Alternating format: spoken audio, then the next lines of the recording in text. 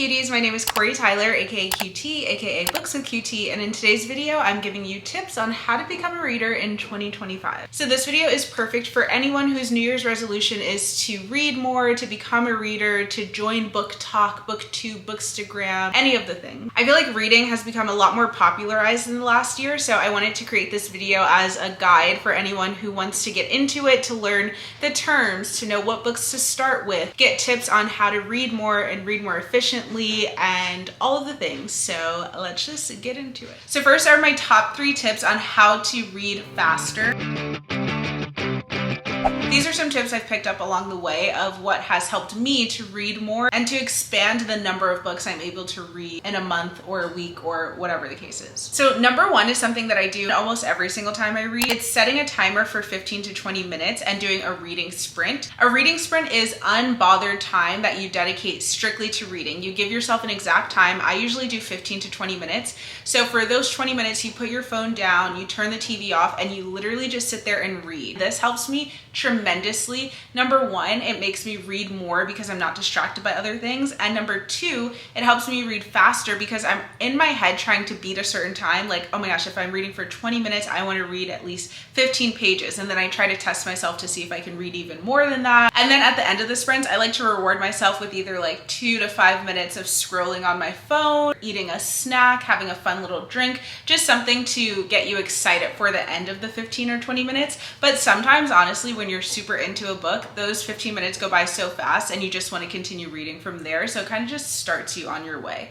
because sometimes starting is the hardest part. Number 2 is to create a calm aesthetic. This means having a designated space for you to read, whether it's on your couch or in your bed. I always like to clean before I read, because if not, when I'm reading, I'm getting distracted by all the things around me that I need to do. So I make sure to clean or do whatever I need to do around my space to make it calm and serene as possible. And it really becomes a time for you to just relax your mind and turn off the world for however long you decide to read that day. And number 3 is my biggest tip, and it is to stop reading a book if it's not interesting you. A lot of times, especially as new readers, we try to pick up a book that maybe a lot of people love or a friend has recommended to us, and we want to get through that book because so many other people talk about it, but it just is not appetizing to your reading palette, and that's okay. I feel like knowing that it's okay to put a book down is so important, because if not, you can get yourself into a reading slump, which is basically just when you don't even feel like picking up another book because you feel like all the books that you read are going to make you feel like that, when really it could just be that the book is not of interest to you.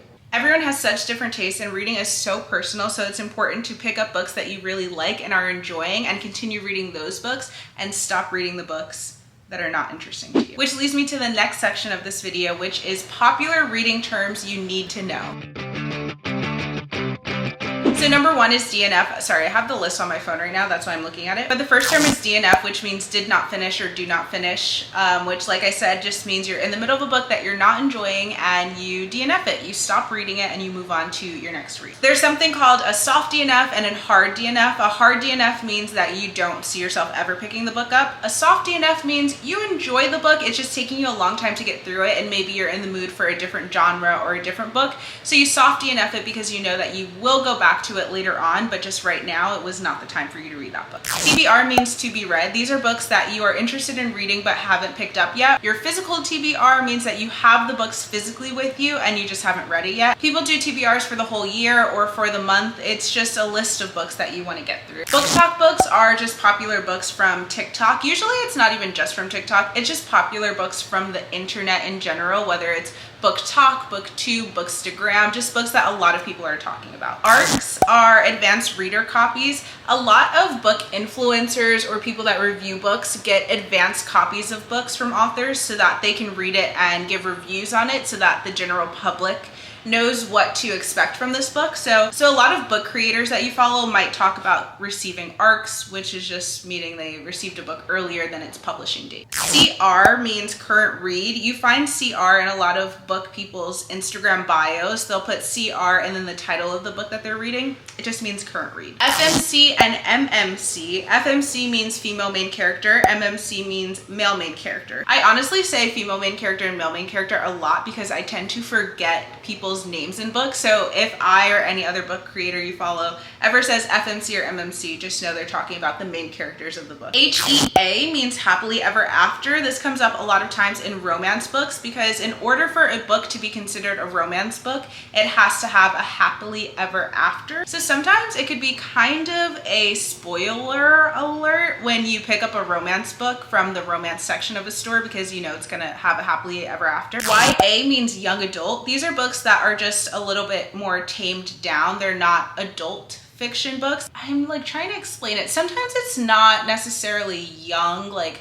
high school or middle school. It could be like up to college. It's just a book that one will have no spice in it, and two, it's just written for maybe a little bit of a younger audience. But I get hesitant to say that because I think a lot of people shy away from reading YA books, thinking that it's not going to be as interesting as an adult fiction book. But there's been a lot of YAs that I've read recently that were just as good, if not better, than some adult books that I've read. Black Cat and Golden Retriever. This is a type of trope that a lot of people talk about. I think it's a made-up trope though, really, from Book Talk, and really it just means a black cat is someone who is kind of standoffish and a little bit mean, and Golden Retriever is someone who is fawning over their love interest in the book. ACOTAR is a series that a lot of people talk about. If you ever are interested in getting into fantasy, it's usually the fantasy people recommend you start with.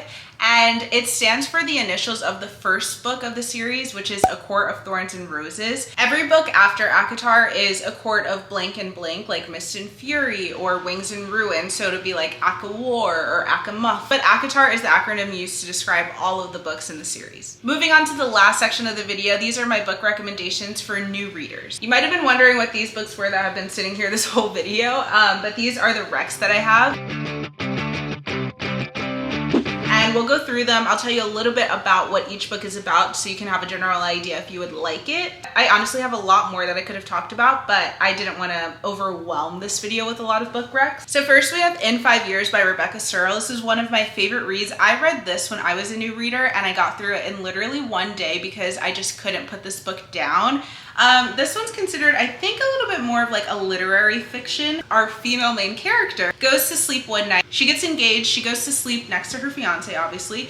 And then when she wakes up, she's 5 years in the future and her whole life is different. But then she wakes up and realizes that it was just a dream. But then 5 years later in real time, the dream actually comes to life. So it's her navigating that whole thing, navigating through those 5 years of wondering what that dream was about and why it felt so real. The ending of this is really special. It's a book about friendship and relationships and finding yourself, and there's just so many lessons I feel like I learned through this book and through a lot of Rebecca Searle books. Rebecca Searle is definitely an author that I'd recommend to new readers because her books are so easy to get through and they always make you think about your own life while you're reading. Then we have Malibu Rising by Taylor Jenkins Reid. I feel like this is a really good one if you're interested in old Hollywood or the lives of a rich family. This one is about a family in Malibu who throws an end of the year party, but something crazy happens, and throughout the whole book you're trying to figure out how we get to that part, and you don't find out until the end. You go back to the past timeline to see how the family even got this rich and why they are living in Malibu and living this fabulous life. What's really fun about the Taylor Jenkins Reid books is that a lot of the characters in here connect to other characters from her other books, like Carrie Soto from Carrie Soto is back, Evelyn Hugo from The Seven Husbands of Evelyn Hugo,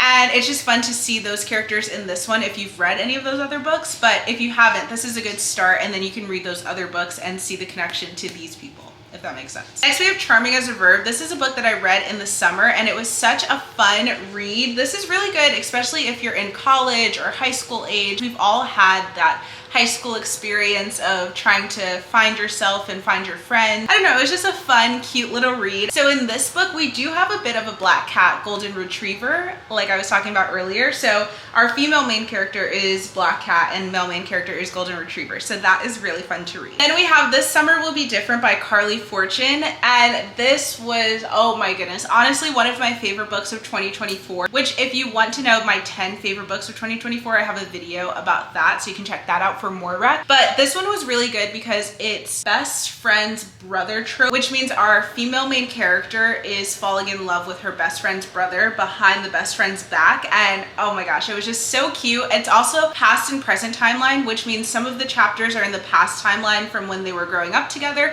and then the other ones are in the present timeline of where they are now. And we can clearly see in the present timeline that there's something that happened between them years ago that we don't know about, that they're not talking about. It's fun to go back into the past timeline and kind of see and connect all of those dots. It just made me so happy and so excited. Okay, then we have one of my all-time favorite books, The Neighbor Favor by Christina Forrest. This is a beautiful Black romance book. It's about a publisher and an author that have some kind of connection, and they write emails to each other, which are really fun to read, and then they meet each other in real life, and there's chemistry and all of these things. What's fun about this book is it's part of an interconnected series, and an interconnected series is a series of books that are connected to each other, but they don't have to be read in any specific order. It just means you're gonna see the same characters pop up in the different books. So in this book, we're following Lily Green, but in the next two books, we follow each of her sisters. So you meet the sisters in this book and you get familiar with them. If you really like this book, you'll have more characters to learn about in later books. Then we have The 7-Year Slip by Ashley Poston, and this was a fun read. This has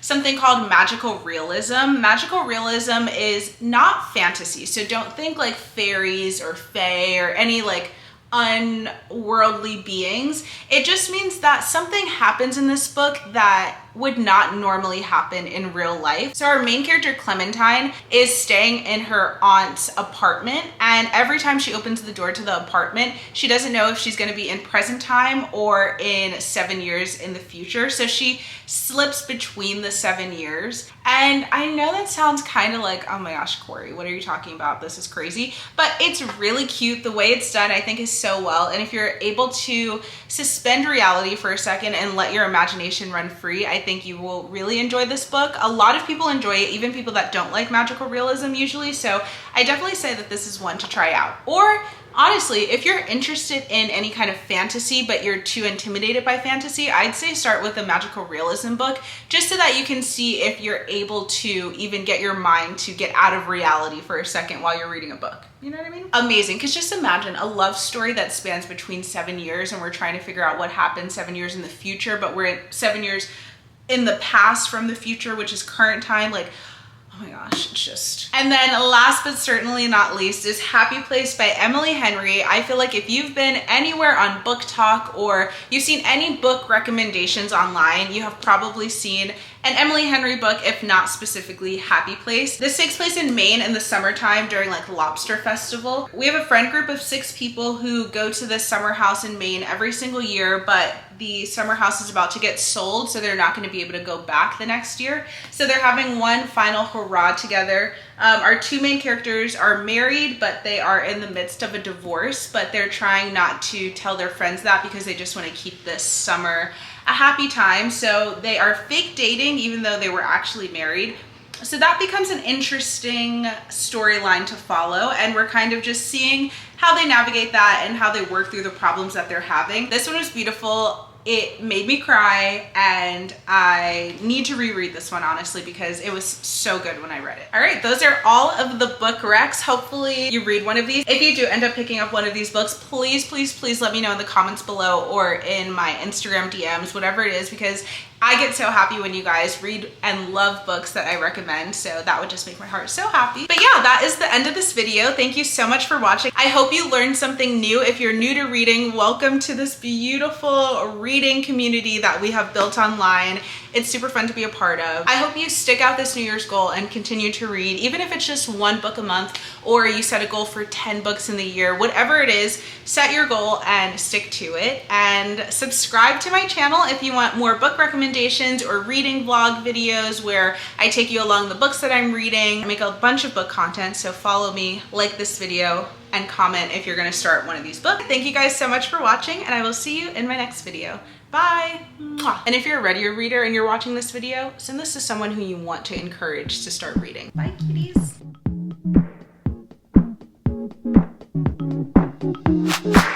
You got me going into overdrive.